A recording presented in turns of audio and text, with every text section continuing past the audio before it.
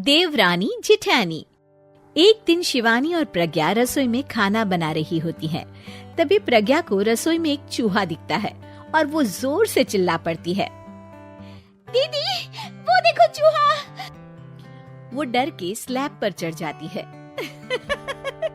अरे चूहा ही तो है, तू तो ऐसे डर रही है जैसे तूने कोई भूत देख लिया हो। कितनी डरपोक है तू भी ना प्रज्ञा। आप ज्यादा हंसो मत दीदी, हर इंसान को किसी न किसी चीज से डर लगता है। लगता होगा, पर मुझे तो किसी चीज से डर नहीं लगता। मैं तो बहुत बहादुर हूँ, पर तू हद कर दी भाई, एक चूहे से डर गई है।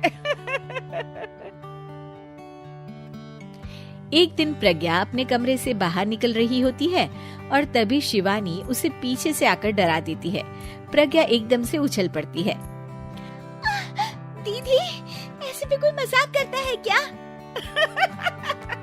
अरे जरा अपनी शक्ल तो देख, एकदम बैंगन की तरह नीली पड़ गई है। अरे मेरी देवरानी इतनी बड़ी डरपोक है, मुझे तो पता ही नहीं था। आप ऐसे चौंकाओगे तो कोई भी डरेगा ना? अरे नाना, कोई बहाना अब काम नहीं आएगा। आज से ना तुम्हारा नाम है डरपोक प्रज्ञा। शिवानी प्रज्ञा का मजाक उड़ाकर चली जाती है। प्रज्ञा शिवानी की मजाक उड़ाने की आदत से परेशान हो जाती है। जब देखो मेरा मजाक उड़ाती रहती है, इनकी शिकायत तो मम्मी जी से करनी ही पड़ेगी मुझे।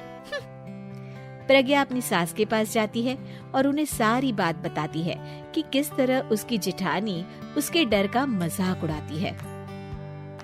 ओहो, तो बड़ी बहू को बड़ा घमंड है अपनी बहादुरी पर। कोई नहीं, अभी उसका घमंड तोड़ देते हैं। मेरे पास एक तरकीब है छोटी बहू, एक काम कर तू।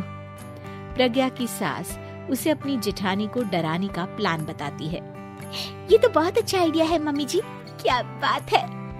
आइडिया सुनकर लग रहा है कि आप अपने बचपन में काफी शरारती रही होंगी मम्मी जी। अब आएगा मजा मेरी बहादुर जेठानी जी को। प्रज्ञा अपनी जेठानी को डराने का एक प्लान बनाती है। रात में वो शिवानी के पास जाती है और कहती है, दीदी मुझे ना बहुत डर लग रहा है। क्या हुआ मेरी डरपोक देवरानी? दीदी मैं छत पर गई ना तो मुझे ऐसा लगा कि कोई वहां है। ऐसा लगा जैसे मुझे कोई वहां देख रहा था, जैसे कोई साया। अरे क्या बक रही हो, तेरा वहम होगा। नहीं नहीं दीदी, आप चलो ना प्लीज मेरे साथ, मुझे तो बहुत डर लग रहा है। मेरी एक साड़ी सूख रही थी, वही लानी है। प्लीज आप चलिए ना ऊपर मेरे साथ। ओफो, चल। प्रज्ञा शिवानी को बहाने से छत पर ले जाती है और वो उसके पीछे चल रही होती है।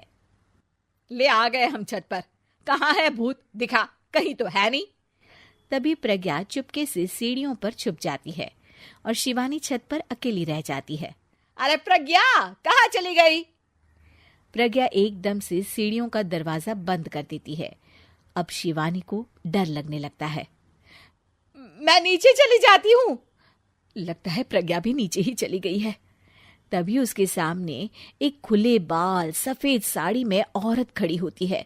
शिवानी उस औरत को देखकर डर जाती है। हाल तू जलाल तू आई बला को टाल तू, हाल तू जलाल तू आई बला को टाल तू।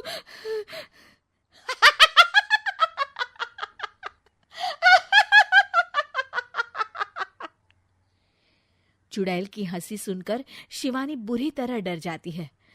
नहीं नहीं, मुझे छोड़ दो, भगवान के लिए मुझे छोड़ दो। नहीं नहीं नहीं नहीं नहीं नहीं नहीं, मैं तुझे नहीं छोड़ूंगी, मैं तेरा खून पी जाऊंगी। तभी चुड़ैल की हंसी उसकी सास की हंसी में बदल जाती है।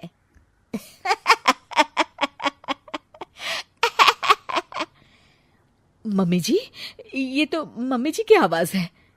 शिवानी आंख खोलती है तो सामने उसकी सास चुड़ैल का मेकअप करके खड़ी होती है और प्रज्ञा और उसकी सास जोर जोर से हंस रहे होते हैं। क्यों मेरी बहादुर जेठानी जी, आप तो कहती थी कि आप किसी से नहीं डरती। ये तुमने अच्छा नहीं किया प्रज्ञा। और सासू माँ, आप भी इसके साथ मिलकर।